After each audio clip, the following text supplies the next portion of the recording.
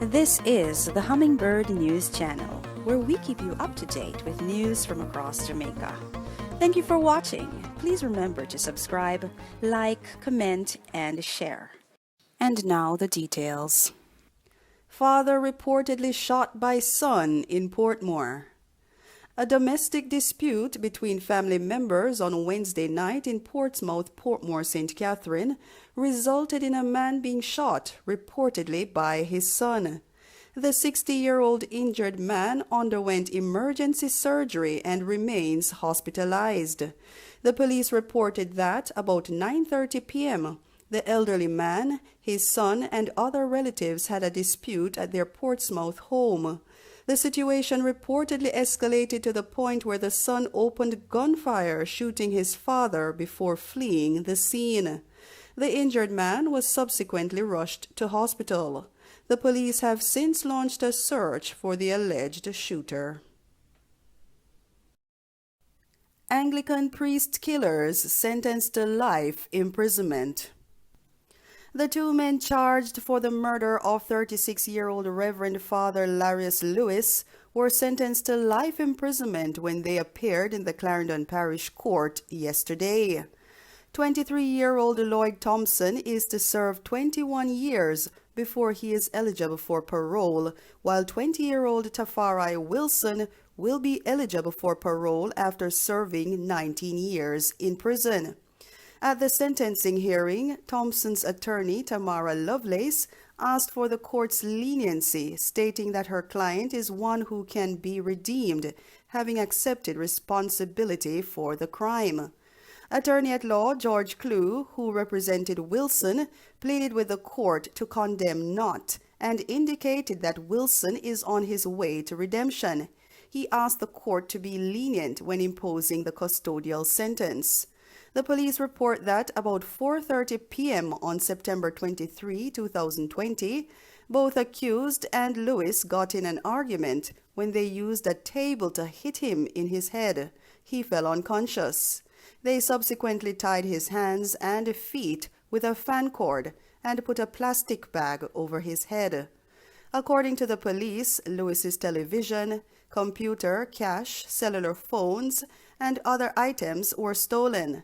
They also took his vehicle, which was found completely scrapped in Kingston the day after the incident.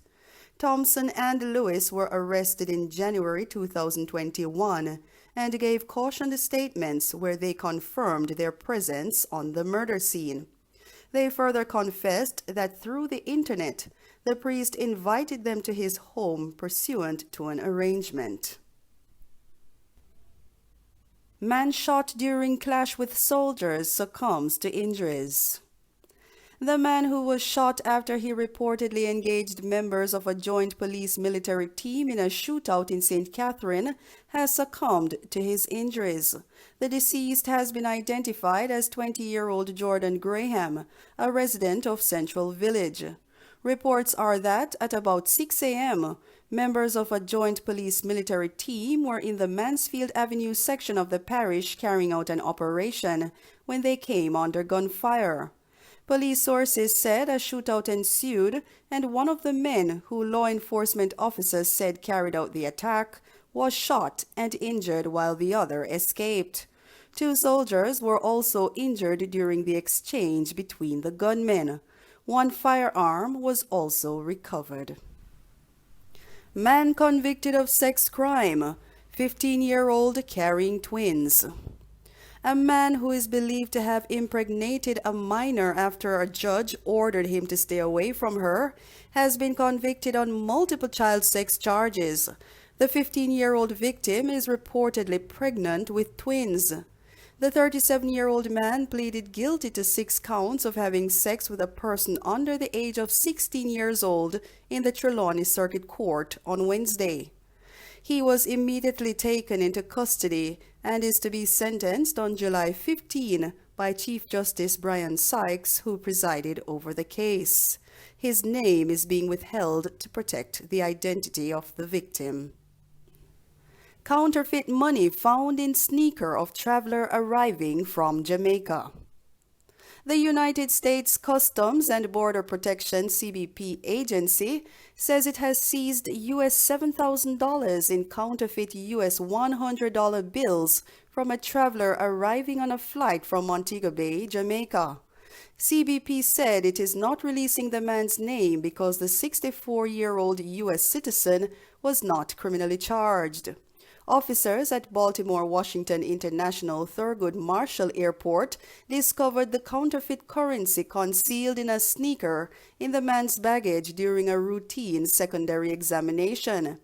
CBP said it contacted the U.S. Secret Service, who confirmed that the currency was counterfeit, and the officers seized the fake notes before releasing the man.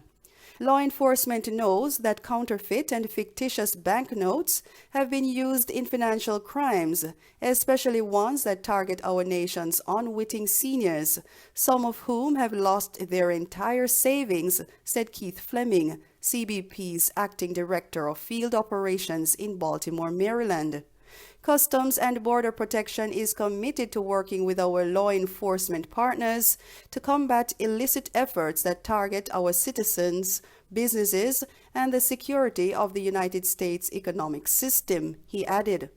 CBP said the United States places legal restrictions on the reproduction of banknote images, and those who attempt to pass these fictitious notes as legal tender face consequences under U.S. law.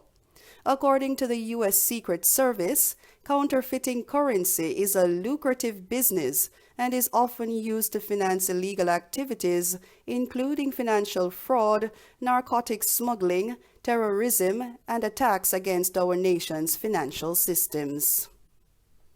Jamaica remains on Britain's amber list for travel. Jamaica has again been left off Britain's green list of places from which travelers will be exempt from quarantining upon arrival in England. Malta, Ibiza, and several Caribbean countries, including Barbados, have been added to the list. However, Jamaica remains on the amber list. The changes take effect on June 30 at 4 a.m. Every 3 weeks, the UK system will be updated according to risk levels. Under the new rule, every country has been sorted into one of 3 categories: green, amber, or red, consistent with a range of factors including the proportion of the territory's population that has been vaccinated, rates of infection, and emerging variants. Jamaica has recorded 49,909 COVID cases and 1,051 deaths. The daily positivity rate has been fluctuating between 3.4% and 9%. Meanwhile, 31,106, or 1.1% of Jamaicans, have been fully vaccinated. Travelers from all amber countries will now be required to quarantine for 10 days, however, not at a government-stipulated facility.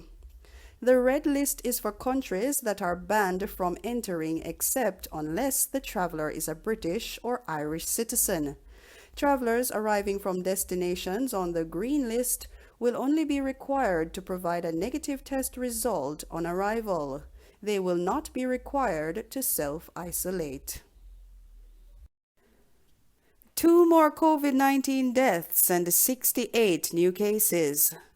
Jamaica on Thursday recorded 2 COVID-19 deaths, pushing the tally to 1,051. The deceased are a 58-year-old man from St. Thomas and a 69-year-old man also from St. Thomas. 1 more case is under investigation, increasing the number to 122. Meanwhile, there were 68 new cases with ages ranging from 1 year to 94 years, pushing the total to 49,909, with 19,039 being active. Of the new cases, 45 are women and 23 are men. A total of 1,822 tests were conducted. The country's positivity rate stands at 7.5%. In the meantime, there were 134 more recoveries, increasing the total to 29,456. Some 118 people are in hospital, with 22 being moderately ill and 10 critically ill. And those were the stories making the news. Stay safe and have a pleasant evening. This is the Hummingbird News Channel, where we keep you up to date with news from across Jamaica. Thank you for watching. Please remember to subscribe, like, comment, and share. And don't forget to hit the bell so you can keep up to date with our new uploads. Until next time, be the change that you wish to see in the world.